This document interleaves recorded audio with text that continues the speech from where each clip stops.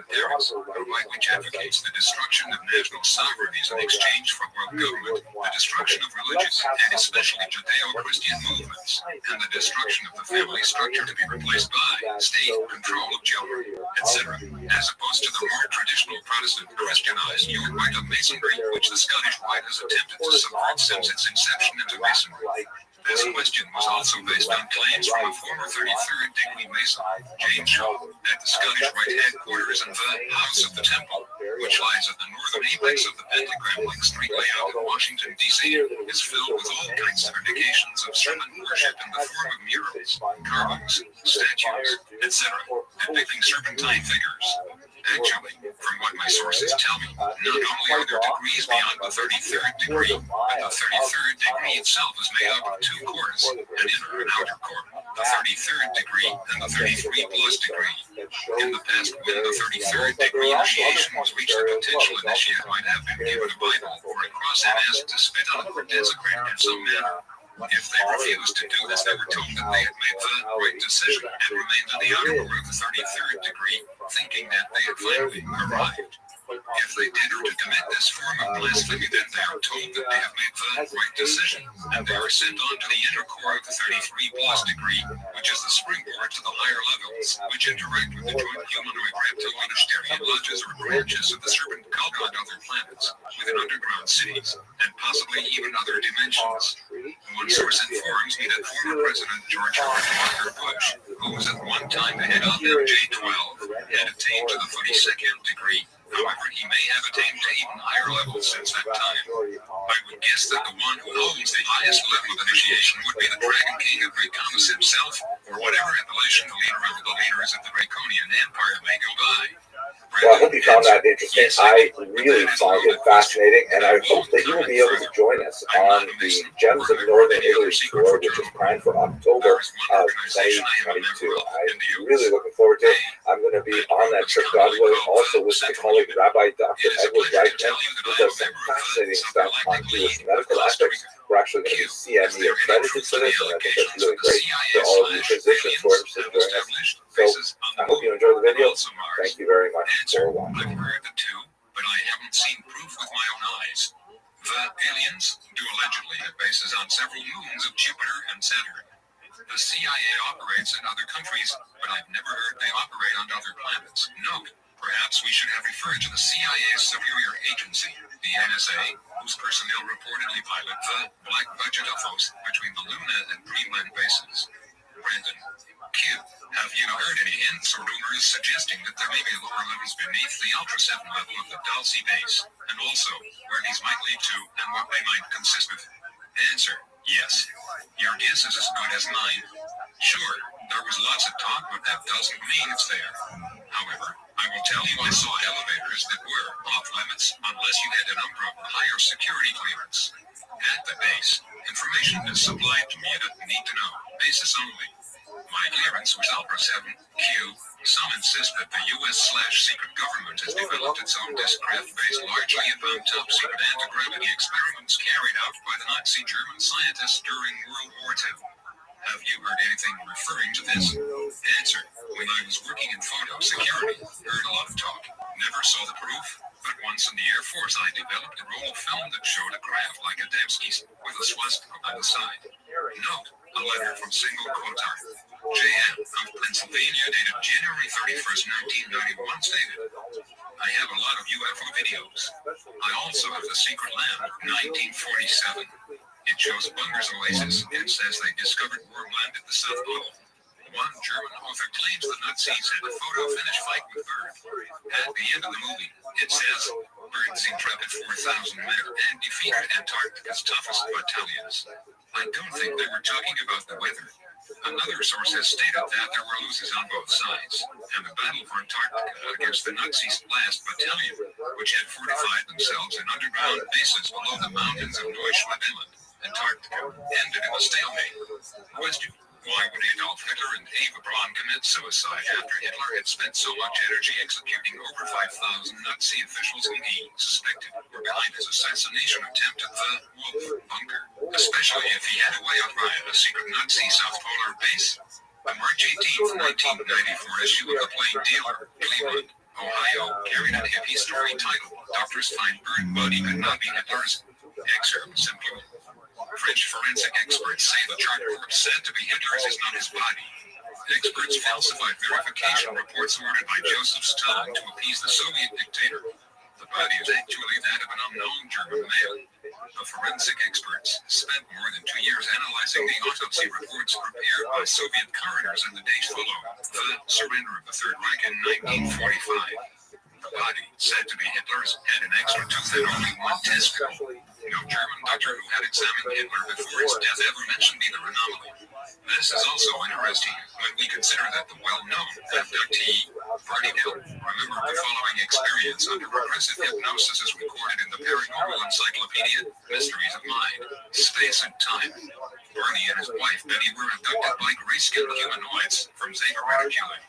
However, one of the beings on the graph was described by Barney Hill under regressive hypnosis in the following words, which are taken from P.1379 of the encyclopedia.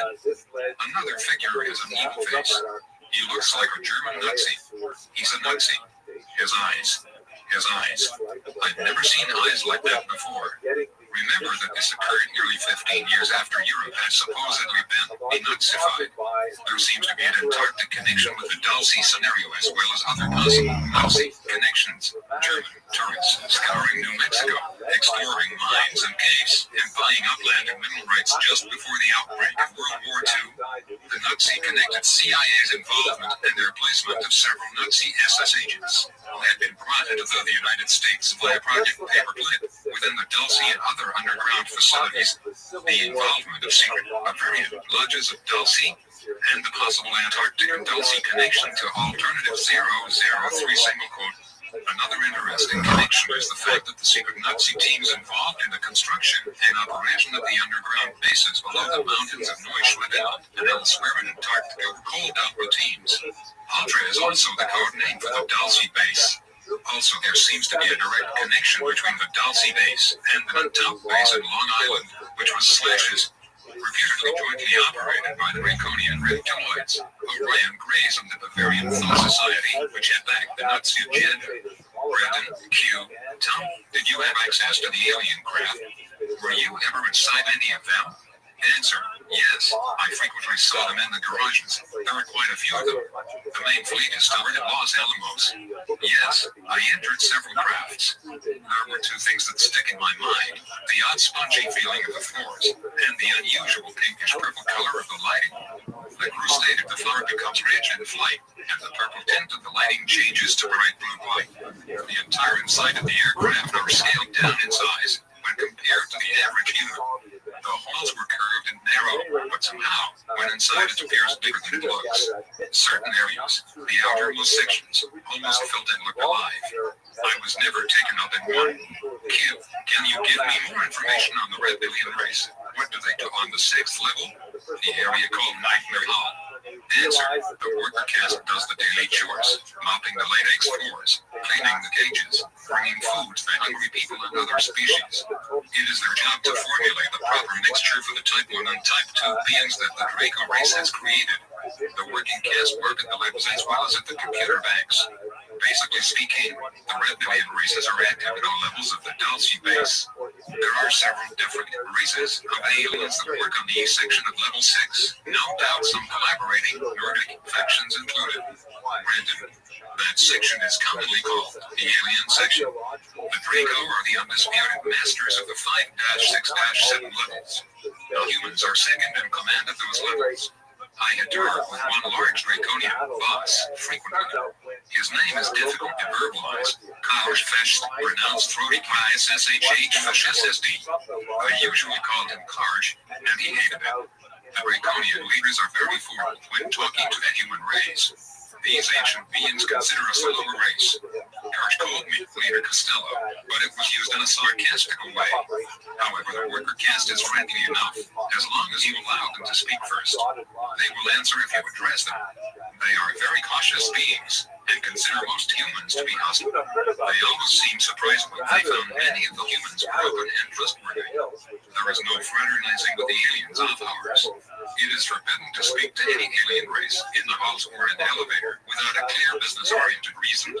Humans can talk to humans, and aliens can speak to aliens, but that is as far as it goes. At the work site, however, it's different. There is free speech in the labs. The camaraderie found in the labs also reaches the computer bank section. In those areas, everybody talks to anybody. However, everything changes the minute you cross the threshold into the hall. Instantly, all conversations become strictly formal. Hard as it was, several times I had to arrest someone, simply because they spoke to an alien. It's a strange place. Q, exactly what first made you aware that something was wrong at Dulce?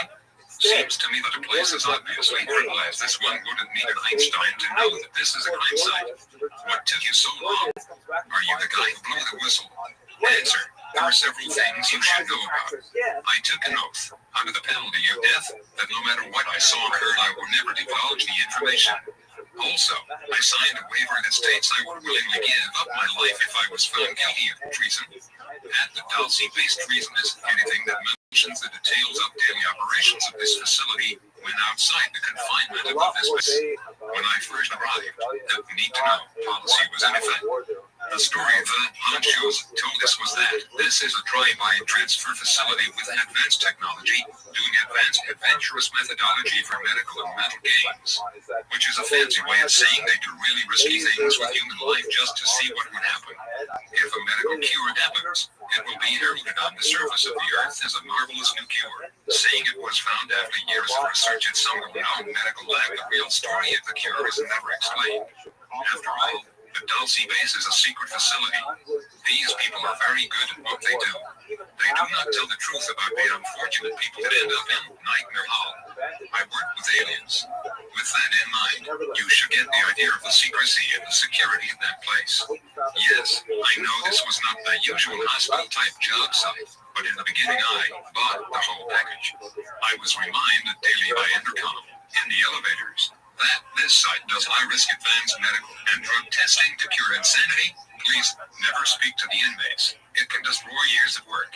I'm sensible. When doctors say don't speak to them, who was I to destroy the delicate situation?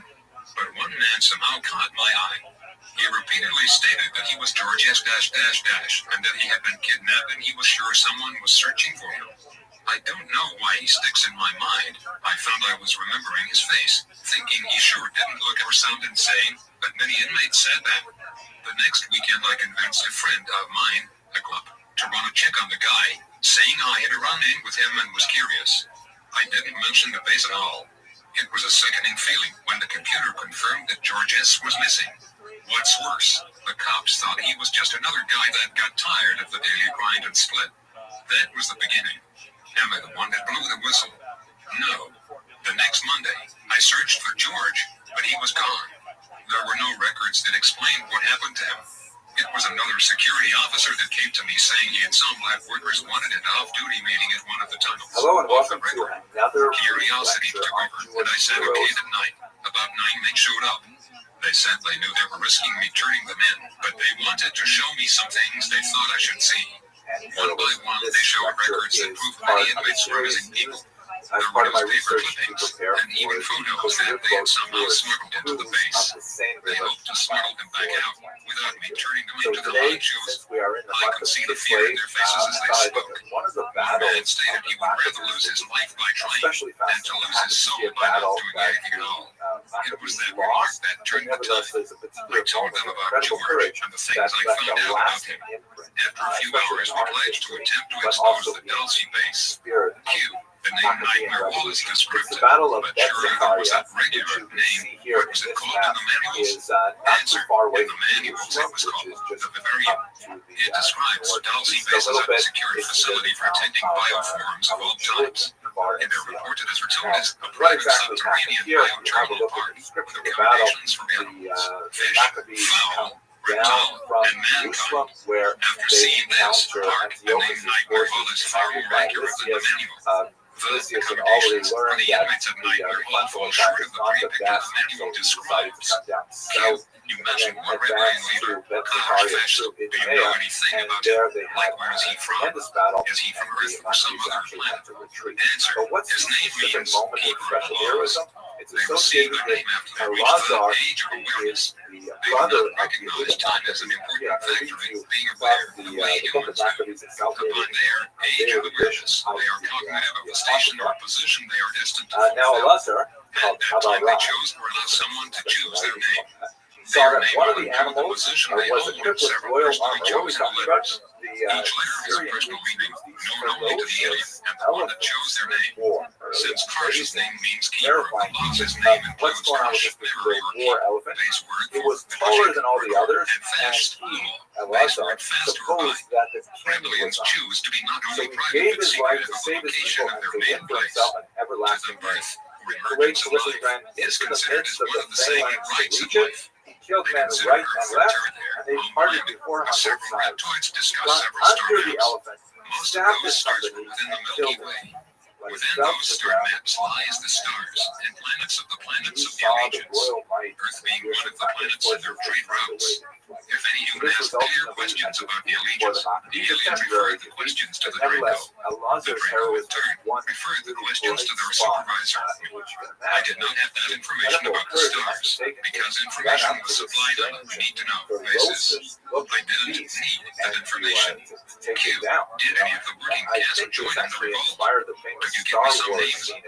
Answer, a few of the reptilian janitorial crew let us know that they knew we were attempting to sabotage the work going on in the 6th and 7th levels. One of them, with the name Schlo, secretly formed a small group of reptoids with the same mindset as my note. Take note of the similarity between this scenario and the NBC miniseries V, which is now available on video cassette after years of non-availability. I have it on good authority that the original author of the V idea was an investigator who knew Thomas Costello on a personal basis.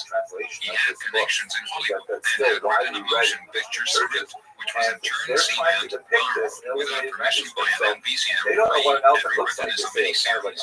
The show was based on reptilian humanoids from Sirius B who had come to Earth under the guise of little human-like space brothers to bring an order of universal peace. In reality, they had a secret agenda to rape planet Earth of her resources and steal her people for biological sustenance. This agenda was being contested by a human resistance who refused to fall for the reptilians' facade, and these resistors were in turn working with the secret fifth wall of the reptilians, who did not agree with their leader's agenda for planet Earth. Could this miniseries have had an actual basis in a bizarre reality? Look about right, but again, the scale is totally wrong. And I have to say he was as open as is possible in a unique situation. On the day I found out about it, I was inspecting a camera near an exit tunnel. Here's one He in which approached, the elephant stepped gets a down, and little bit told close to reptilians reality, but average the about response 7-8 is feet in totally height, wrong. according to most witnesses. And here's Brandon, one seemingly which looks a little scraping bit some like kind of a non-existent dirt, saber-toothed and he tiger quietly said, with a few of us agreed that you were again, singular and the your artists are restroom just was inhuman flailing about reports. trying to figure out how If to true, depict look these away. elephants. I'll be This true. one is great. If It's it's kind so of like true, salamander describe my with life now. bizarre ears. My heart almost cleared out of my chest, but I silently This walked one toward one of the fire white Dr. halls. Seuss. For the rest So, of my life, I all remember those joking words. aside, It was the first the time I knew heroism reptilians of could have Alonzo is individual thoughts absolutely and opinions. amazing. And, Basically, and they he has formed a uniform front with a small variety of interests. Or at least, that was what we had thought. It was a couple days before I heard from him again. As he walked beside me in the 6th level St. Phyllis Hall, I heard him say, "Enter the exit tunnel on the 6th level, north, after your shift." The next few hours were long and filled with thoughts of betrayal, or worse, but I shouldn't have worried.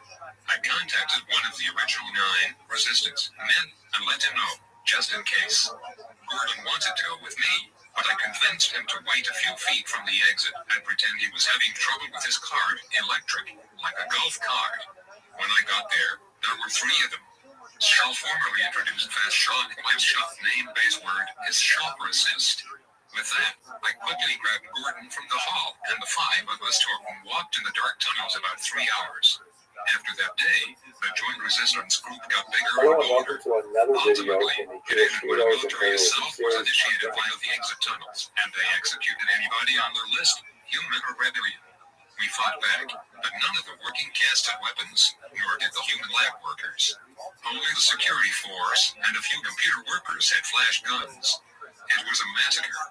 Everyone was screaming and running for cover. The halls and tunnels were filled as full as possible. We believe it was the Delta Force, because of the uniforms and the method they used, that chose to edit shift change, an effort that killed as many as named on their list. No, if Thomas Costello is correct in his assertion, then based on his overall revelations, as well as the revelations of others such as Robert Lazar, Phil Schneider, etc., the Dalsy Wars were the result of at least 5 overlapping factors or scenarios, which converged at more or less the same time, or played into each other.